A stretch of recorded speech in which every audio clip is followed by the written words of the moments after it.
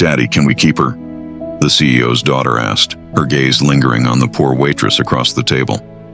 The French restaurant shimmered under soft golden lights, each candle casting flickering shadows that danced along walls lined with wine bottles and potted olive trees.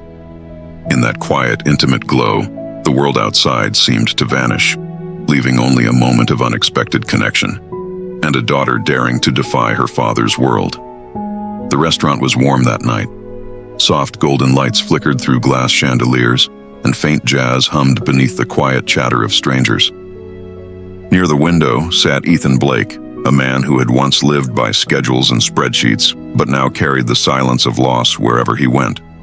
He wore a neat black suit, the kind that fit perfectly but felt heavy. Across from him sat his 6-year-old daughter, Sophie, a burst of color in a world that had long faded to gray. She folded her napkin into tiny shapes and whispered, "Daddy, look, it's a cat." Ethan smiled, but his eyes were tired, the kind of tired that no sleep could fix. He checked his watch.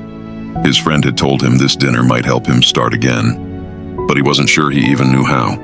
When the waitress arrived, her voice was calm, gentle, almost familiar. Her name tag read Lily.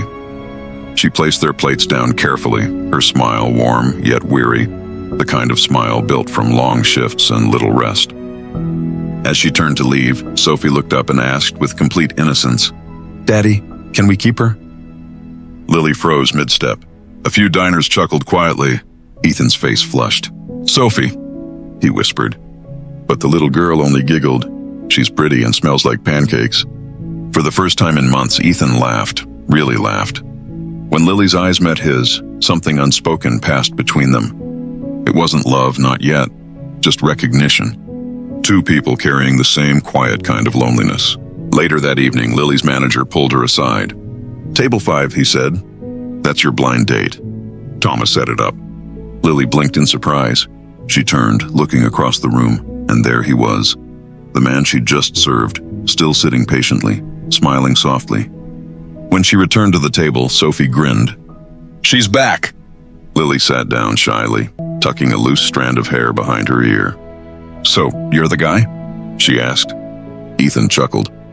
"Guess I overdressed for fries and juice boxes." Sophie leaned toward her, curious. "You like cats?" Lily laughed. "I do." "Good," Sophie said confidently. "You can stay." From that moment, the room felt lighter. Lily laughed more than she had in weeks. Ethan found himself listening, not out of politeness, but because her words made the world sound simple again. When Lily mentioned she had to leave early to pick up her younger brother, Ethan offered to drive her. "It's late," he said. "Let me." She hesitated, then nodded. That night, rain misted the city streets as they drove across the bridge. Sophie had fallen asleep in the back seat, her tiny head resting on a stuffed bear. Lily stared out the window, quiet. Ethan glanced over and said softly, "You make it look easy." "What?" she asked. "Caring, living, making do." She smiled faintly but didn't answer. When they reached her apartment, a small, dim place with chipped walls and the scent of lavender soap, Ethan saw her mother resting on a thin mattress and her younger brother doing homework by flashlight. Despite the hardship, the home felt warm. Lily blushed, embarrassed by the simplicity of it. Ethan looked around and whispered, "You make it enough." Sophie, still half asleep, walked in and said gently, "If this place makes you sad, you can come live with us." Lily's eyes filled with tears. "That's the kindest thing anyone's ever said to me," she whispered. Days turned into quiet gestures. Lily found a packed lunch waiting in the break room. No note, just thoughtfulness. Her work hours improved. The flickering bulb in her hallway was suddenly replaced. No words exchanged, but the meaning was clear. Ethan was helping in silence, not out of pity, but care. One afternoon, a jealous coworker muttered, "Guess it helps to have a rich friend." Before Lily could respond, Ethan stepped out from the corner. His voice was calm, steady. "She doesn't change her life to fit mine," he said. "She changes mine." No one said another word after that. Weeks passed. Their lives intertwined naturally. Small dinners, park visits, laughter over burnt pancakes. Lily's mother's treatment was paid for quietly. Her brother's school fees disappeared from the balance sheet. Then one rainy evening, Lily collapsed on her way home. When she opened her eyes, she was in Ethan's guest room, wrapped in soft sheets. He sat beside her, worry etched across his face. "You were looking for me?" she asked weakly. "I knew something was wrong," he said. "Because I care." He handed her a folded note, her own goodbye letter. "You said you don't belong in my world," he whispered. "But you were already part of it, of us." Lily's tears spilled freely. She reached out, trembling. "I don't know what this is," she said, "but I don't want to run anymore." The next morning, sunlight filled Ethan's kitchen. Sophie and Lily stood by the stove, flipping pancakes. Laughter filled the house like it hadn't in years.